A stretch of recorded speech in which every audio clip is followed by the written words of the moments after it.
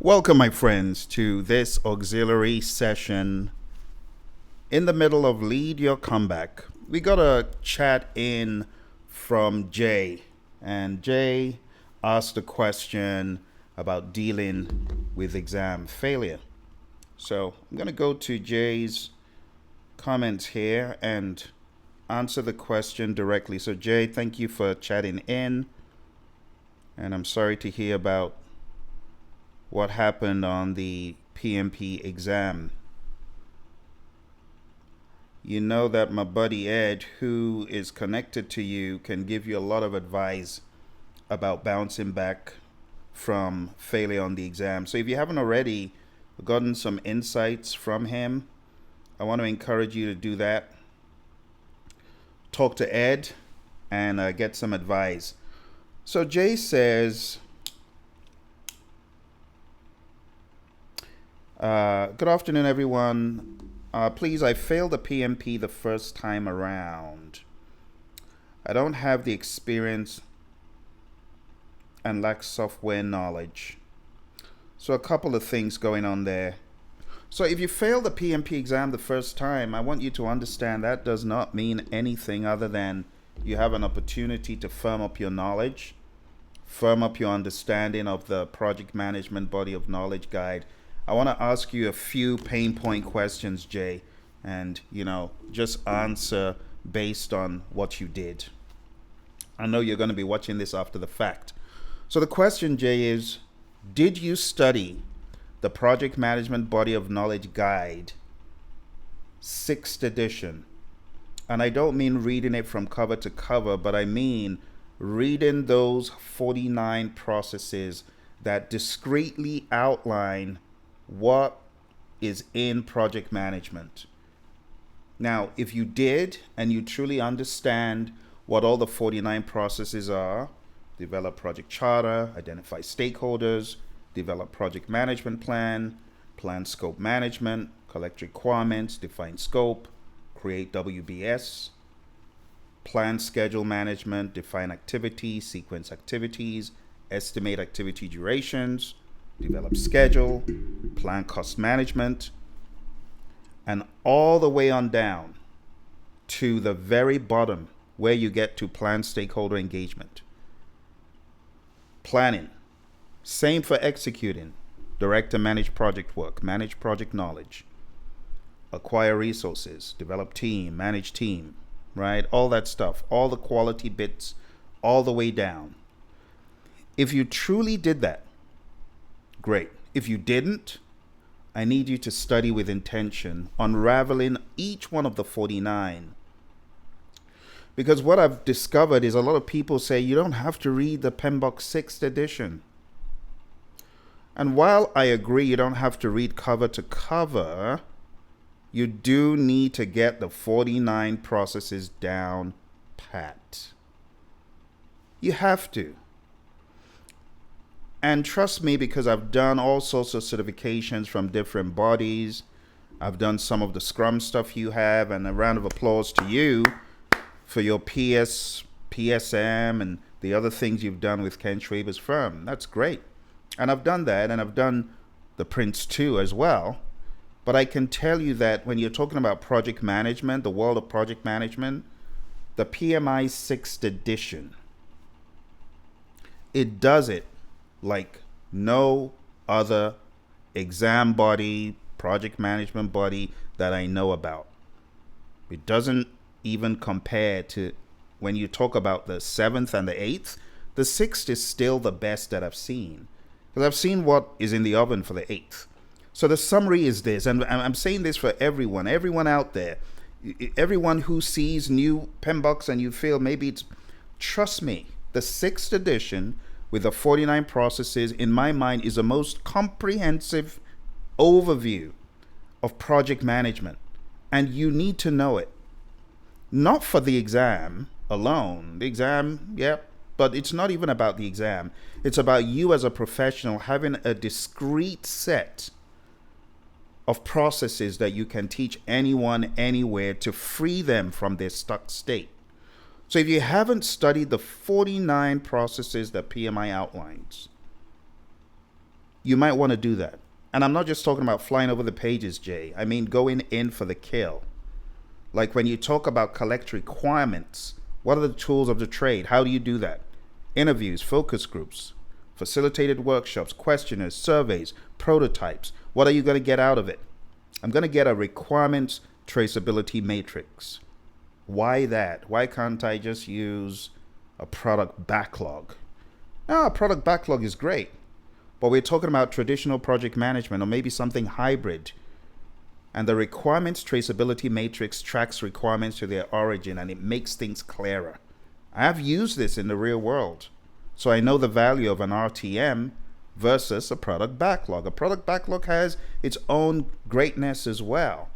But for all those 49 processes, you got to know what you're doing and what you're getting. Now, let me give you another example. Manage project knowledge. A lot of people think manage project knowledge is just about a lessons learned register. But it's more than a lessons learned register. It's about tacit knowledge. It's about explicit knowledge. And it's about understanding when to flame on with tacit knowledge, when to flame off, when to flame on with explicit knowledge. And it's about understanding that the PMI in that process is not just talking about a lessons learned.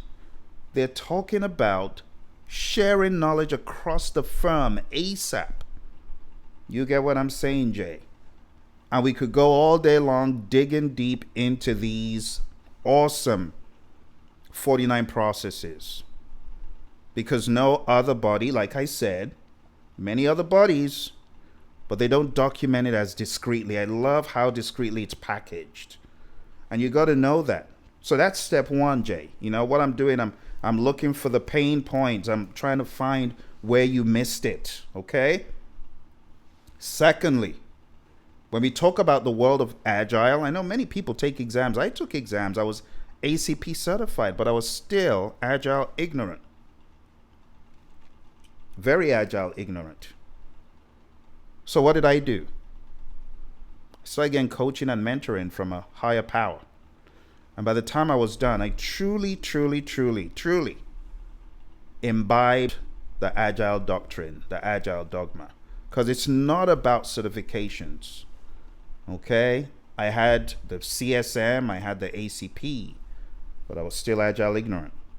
So Jay, what I need you to do is to begin looking at the 4 values as being the greater story, the 12 principles as the bigger story. And I need you to take these and begin to live them.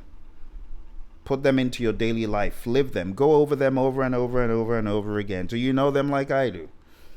Individuals in interactions over processes and tools, work in product over comprehensive documentation, customer collaboration over contract negotiation, responding to change over following a plan. And I could go into the principles. And I didn't memorize these things, Jay. I lived them and I shared them with others. Now, this goes beyond PMP. It's not just about getting certified, but it's about making this a lifestyle. And then it becomes less laborious. So what I need you to do, take the values, truly dig deep into them. Take the principles, truly dig deep into them. Discuss them, bounce them off other people, internalize them, and then make agility a lifestyle. It's beyond a certificate. It's beyond certification. Because on the PMP exam, you're going to get Agile and hybrid, and you're going to get predictive. And when the Agile comes, you need to be able to slay that thing. You need to be able to dominate in Agile. So the mindset, and I talk about this on this channel quite a lot, the mindset and the mindedness will set you free, Jay. That's what's going to help you. Understanding how leadership takes place in teams that are agile. It's not with centralized leadership where you have one central figure. It is decentralized leadership. You get what I'm saying? Where everyone on the team is a leader. And everyone in the team is on par with the product owner. The product owner isn't some, worship you, business representative. No. You're all the same. So you got to understand that. Now, moving into the world of Scrum, Jay, I'm going to assume you've read the Scrum Guide. If you haven't, read the Scrum Guide. Get into the inner workings of the roles. And Jay, I don't know if you've read this book from the PMI called the Agile Practice Guide. I think you know what I'm talking about. You got to read the Agile Practice Guide. Read it, understand it. If you're lost and you need further explanations, hit up my buddy Ed, because I know that Ed's your buddy. Hit him up and ask him to give you further explanations. Okay? Finally, Jay, before I go into some additional concepts, my question to you is, are you taking solid mock exams that unravel your understanding and truly test all the aspects of the PMP exam? Because you do know that the PMP exam content outline, right? That's what your exam is based on. Your exam is not based on a PMBOK guide, Jay. Okay? So I need you to read the PMP exam content outline, and then secondly, I need you to test yourself on every one of the 35 tasks. Just separate everything else and go in for those 35 tasks one by one. People, task 1, task 2, task 3, 4, 5, 6, 7, 8, 9, 10, 11, 12, 13, 14. Then go for process domain. Okay? Task 1, task 2, task 3, all the way to task 17. Then business domain. Test yourself to find pain points and things that you might have blind sights on, and make sure you are closing the gaps. In my mind, the place you need to be for this is pmpdoctor.com. Okay? I would recommend pmpdoctor.com over everything else. Here's why. pmpdoctor.com gives you a quiz for every task. So we have 35 quizzes for every task. And by the time we do the pain test, we're going to find out where it hurts. You're going to close those gaps and you're going to get stronger. Then you're going to take a final 180 question mock exam. We have 3 mock exams. One of them is short and the other 2 are full length. So by the time you're done with pmpdoctor.com, Jay, we will find your gaps. And it's a low cost, low risk solution. Go to pmpdoctor.com and test yourself. And then, if you will, report back to me and let me know how you perform your first attempts in the different tasks. Okay? It's important that we do something drastic to get you to certification. And you know why? Because ain't nobody looking at your resume if you ain't certified. It's just the truth. Which, of course, you know, Jay. People are always looking for the PMPs. So let's work on this together, okay? Let's get you to ship shape. But let me share a few other thoughts with you, Jay. Are you ready? All right. I hope you're taking notes. Let's make this a little bit bigger just so that you can see it. I don't want you to lose track of what I'm saying here. So get a pen and a paper, Jay, and let me begin sharing some deeper thoughts and insights with you. All right, let's make this a bit bigger. All right, so here we go. Dealing with PMP exam failure. I'm going to give you 12 steps, Jay, to regroup, to refocus, and to rise. Okay, let's go to number 1. Feel it, but don't freeze there. It's okay to acknowledge the disappointment, but don't dwell on it. You got to accept it, and you got to move forward, just as you did. Just as you came on the call and you did honest transparency, took ownership, and say, I failed this exam. Well done. That's how to do it. And that's how you get help. I wouldn't be here recording this to equip you if you hadn't spoken out. And I hope everyone else on the Lead Your Comeback seminar is learning that when you speak out, people jump in to assist you. So well done. Number 2, read the score report thoroughly. Now, what do I mean by this? Well, you got to analyze your performance across people, process, and business. And you know how you do that, Jay? You Google PMP exam failure stamp out. You Google that thing. You get what I'm saying? If you go to Google and you type in PMP exam failure stamp out, like stamping out failure, the very first thing in search is going to be PMP exam failure stamp out. Click on it and it will take you to a page dedicated to assist those who have failed the PMP exam and are looking to bounce back. I created this page specifically for people who needed this assistance. I'm going to put it in the chat, Jay, because I know that you're currently on a different call, but when you get back, at least you'll be able to check out these links. So let me put this link in here for you. Let's put the link in there for Jay. There we go. And it's the failure stamp out link. Okay. So check out that link and follow the instructions there, because when you're analyzing and assessing your PMP exam score, you got to go through the 35 tasks again. You got to go through people, task 1 to 14, and take a look at where you did well, where you might have done badly, and you will understand the high, the medium, and the low bands of possible scores. Some people do very poorly in task 1, task 3, task 9, for example. They need to close the gaps on those. Those are red flags, okay? So ensure that you go to the PMP exam failure stamp out, okay? Number 3, don't take it personal. Failure doesn't define your ability. It's a moment, not a measure of worth. So just understand, failure needs to be converted into fuel. I'm going to take the failure and I'm going to convert it into fuel. I'm going to kill it. That needs to be your mindset. Number 4, write a brief failure debrief. So capture what went wrong, what surprised you, and how you felt while it's fresh. I'll give you a very quick story about a student of mine. This student of mine took the exam on a Tuesday. And mind you, this student, I could almost wager that, I knew he knew the material. It's funny enough, his name starts with letter J, just like yours. But he took it on a Tuesday. And he came back at the end of the day and said, Phil, I didn't pass. I'm like, come on, give me a break. You're joking, aren't you? He said, no, I actually didn't pass the exam. But I'm going to sleep over it and I'm going to decide what to do. The very next day, he told me he knew what happened. His mind was not at rest. He was in a turbulent state and he was going through some emotional turmoil.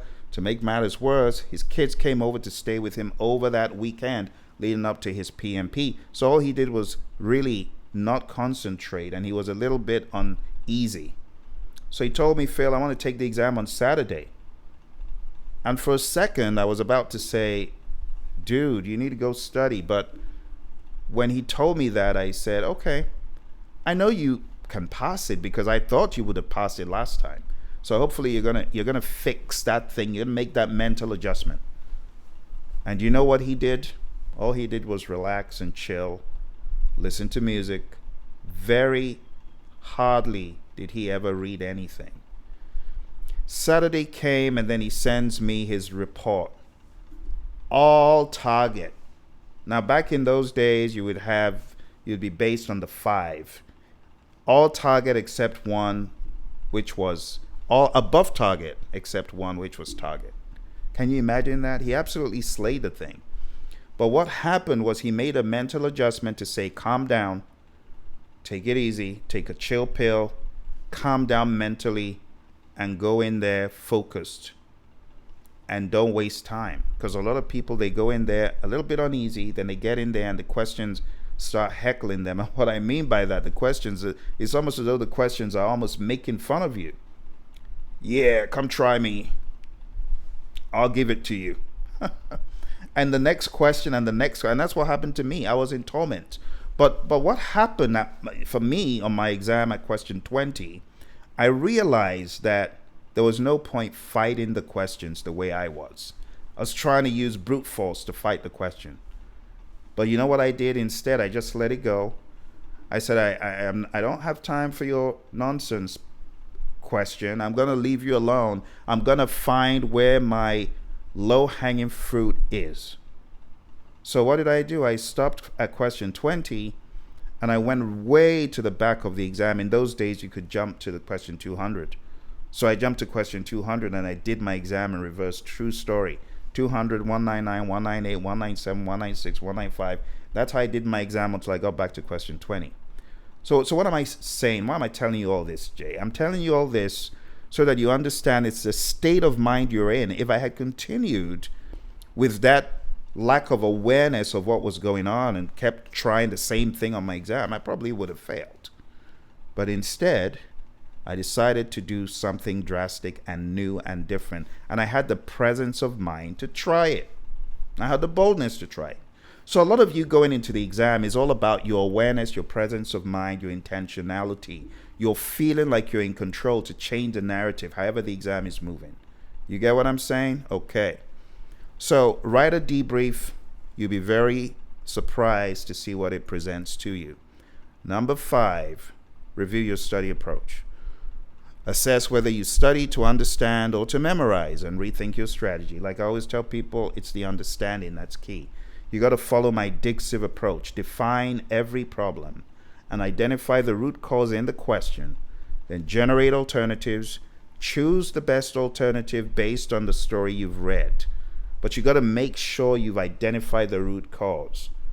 There's a schedule delay. What should you do as a PM? A, fast track. B, crash. C, Ishikawa. D, tell your boss. Now it might seem, okay, crashing and fast tracking. I mean, how do I know which one it is? It's none of those. The most sensible thing you should do is an Ishikawa, cause and effect. Understand the reason why this is happening. Now, it's not conventional that a PM will sit at their desk and bring out a piece of paper and draw out an Ishikawa.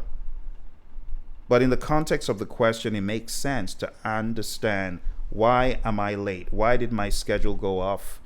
So you cannot afford to say, oh, I'll just look for what rhymes with schedule. It's crashing and fast tracking. No.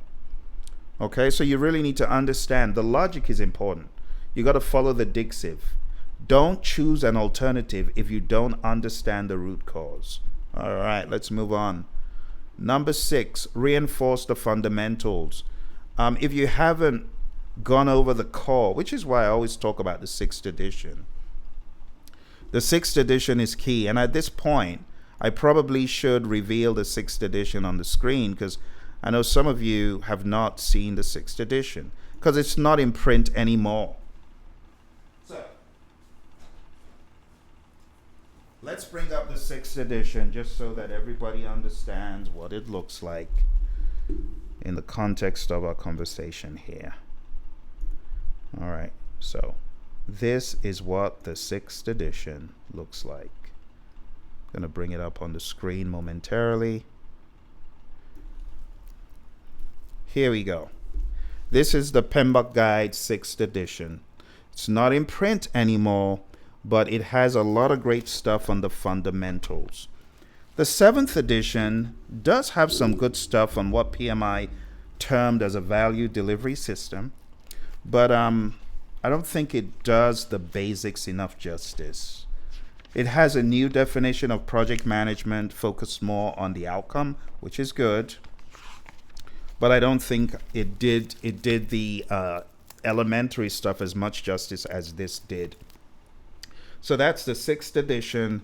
This is the Agile practice guide I mentioned before. I recommend reading the entire book, this entire thing, read it. As far as the 7th edition, I'm not crazy about reading it. What I'm really enthusiastic about is you read the principles, but everything else you don't have to. So the principles, now when I say you don't have to, I'm talking about with an intent to pass the exam. But as a professional, I highly recommend you read it. So if you haven't read it as a professional, you can't just go off what Phil is saying. You have to read it and understand what's in it for yourself, okay? All right. One other book that's very helpful is this book. It's Agile Principle Run and Cut. This is where we tackle things from an Agile perspective for the PMP exam. And you can find that on Amazon and other places where books are sold. So why am I showing you all of this, Jay? I'm showing you all of this so that you can truly get the fundamentals down, okay? Iron out the fundamentals. And I actually have a podcast, study.pmradio.org and also pmradio.org. Both of those podcasts are for the PMP. Highly recommend that you surround yourself with PMP information, podcasts, and things of that nature. So you got to revisit the core principles, open up the PMBOK guide if you haven't already, or Process Groups of Practice guide has a lot of what the 6th edition did. While the 6th edition is out of print, Process Groups of Practice guide is available to you if you're a member of the PMI. Okay.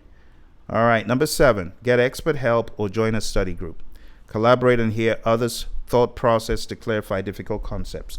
Now, for many of those who are struggling with the literature for the exam, I'm going to show you a book that I think is going to wildly change the game for many of you who are struggling, who are thrown off the horse and not knowing what to do. Here's the book.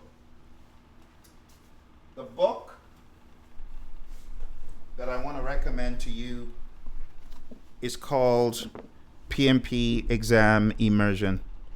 Now, the reason why I'm recommending PMP Exam Immersion is majorly because it helps you compartmentalize the PMP exam dogma. You see, the PMP exam dogma, as I showed you earlier, it's humongous. You've got the people, the process, the business, and you've got 35 things. Well, this book is broken down into the 35 chapters. And the 35 chapters, they cover people, process, and business. And at the end, you have questions for each chapter. You have a mock exam. So if you're struggling with studying, going back to this point, this would be part of the expert help I recommend. Okay, so get expert help, get assistance. Like I said, have conversations with people who have been in a similar position and have struggled in some way similar to you to get this exam down. All right, so get expert help. Let's move on. Number 8, practice with purpose. What do I mean by this? Analyze every question and option to sharpen your critical thinking skills. It's not enough for you to say, oh, now I know the answer. That's not enough. You actually have to ask the why, and you have to follow through the dig sieve, defining the problem, identifying the root cause, go through that whole mindedness. All right, number 9, adjust for exam strategy. Work on pacing, focus, and technique to improve your exam taking strategy. Moving on. Refresh with new materials. Use varied resources, videos, flashcards, teaching to fill the gaps. I've had a lot of students who say, Phil, when I used this tool, that's when the light bulb came on, or when I read this book, or when I went to your training, everything came alive. It wasn't with me watching videos or all those annoying pre-records are so boring. I had to come to a live class. I've had so many students who've said it was the live class that helped them. Number 11, set a realistic reattempt plan. Plan for 30 to 60 days of focused prep. Do mock exams and track progress. Again, pmpdoctor.com, honestly, that's your ticket to success. For many of you, you need to be on pmpdoctor.com, not doing those mock exams that beat you up and make you feel dejected and disgusted. No. pmpdoctor.com. All right. Number 12, finally, schedule it and commit. Set your retake date to build momentum and accountability. All right, Jay. So I know that you are not watching this real time, but if you have any questions, like I always say, you need to go on down to my buddy Ed, and ask him, because I'm very confident that Ed can answer most of any questions that you have, especially PMP related. So ask Ed. He'll give you some context, and you'll be glad you did. So this is the first part of your question answering. I think we've spent roughly 30 plus minutes on answering the question, how to deal with PMP exam failure. And I hope it helps you, Jay. And I hope it helps all those of you who are watching along with Jay. Okay, so at this point, we're going to change gears here, and we are going to move to a different topic. And the topic that we're going to be talking about next is about how to face the PM interview, because that's another topic. Okay, so the final thought, Jay, is the PMP exam is tough. It's not impossible. You're not starting over, you're building on your foundation. Fail forward, regroup, and rise. And I know you've got this, without a doubt. Okay? All right. You take care, Jay, and be sure to watch the second recording of our interviews.